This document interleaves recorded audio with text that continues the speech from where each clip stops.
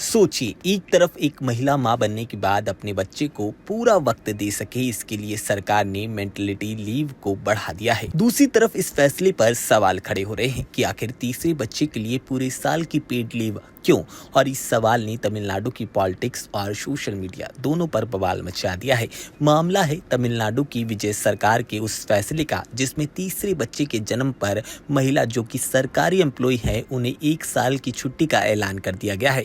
इससे पहले तीसरे बच्चे पर 84 दिन यानी कि करीब 12 हफ्तों की छुट्टी मिलती थी। अब इसे बढ़ाकर पूरे साल की कर दिया गया है। लेकिन जैसे ही ये फैसला सामने आया, अमृता फडणवीस जो कि सीएम की वाइफ हैं, उन्होंने इस पर सवाल खड़े कर दिए। अब ये कहानी और ज्यादा इंटरेस्टिंग हो गई है। दरअसल अमृता फडणवीस ने इस फैसले को सिर्फ एक एंगल से नहीं देखा है, बल्कि इसके दोनों पहलू बताए हैं।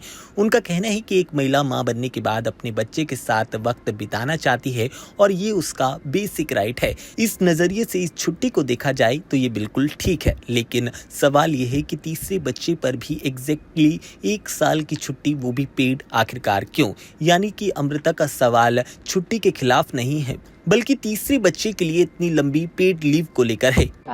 उस बारे में मैं अभी इतना मैंने डिटेल में पढ़ा नहीं, पर ये एक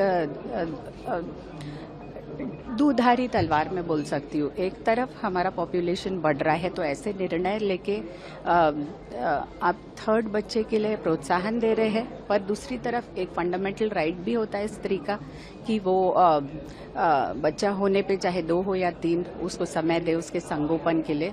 तो एक तरीके से ये भी उसका एक सोच का भाग है। तो इस पे मैं डिवाइडेड हुआ, I can not speak much. अब दूसरी तरफ तमिलनाडु की सरकार का अपना लॉजिक है, उसको आपको समझाती है। सरकार ने तीसरे बच्चे के लिए लीव पहले 2 बच्चों की बराबर कर दी है। यानी कि गवर्नमेंट एम्प्लॉय के लिए फैमिली और करियर के बीच बैलेंस बनाने का ज्यादा फोकस दिखाया गया है और इसके साथ ही उन्हें सपोर्ट में मिलेगा।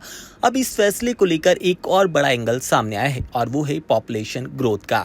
रिपोर्ट की माने तो तमिलनाडु में ग्रोथ रेट लगातार गिरता जा रहा है और इसी के तहत इस कदम को पॉपुलेशन ग्रोथ से भी जोड़कर देखा जा रहा है। यानी कि सरकार का फोकस सिर्फ सपोर्ट करना नहीं, बल्कि आने वाले वक्त में पॉपुलेशन ट्रेंड भी हो सकता है। और यही वजह है कि ये सवाल अब सिर्फ छुट्टी का नहीं रह गया। क्या वर्किंग वुमेन को मदरहुड के दौरान ज्यादा सपोर्ट मिलना चाहिए? तो इसका जवाब है बिल्कुल। लेकिन क्या तीसरे बच्चे के लिए भी 1 साल की पेड लीव सही पॉलिसी है? इसी पॉइंट पर अब डिबेट देखने को मिल रही है। एक तरफ वुमेन्स राइट्स और चाइल्ड केयर का आर्गुमेंट है, तो दूसरी तरफ पॉलिसी के लॉन्ग टर्म इम्पैक्ट को लेकर सवाल उठ रहे हैं। फिलहाल तमिलनाडु का ये फैसला डिस्कशन का टॉपिक बन चुका है और अमृता फडणवीस के सवाल ने इस डिबेट को और ज्यादा तेज कर दिया है। अब देखना यह है कि पॉलिसी को लेकर आगे कौन से पॉलिटिकल रिएक्शन सामने आते हैं और क्या दूसरी स्टेट में भी इस तरह का मॉडल अपनाने पर बातें होती हैं। और आप बताइए, फैसला कितना सही है या गलत है।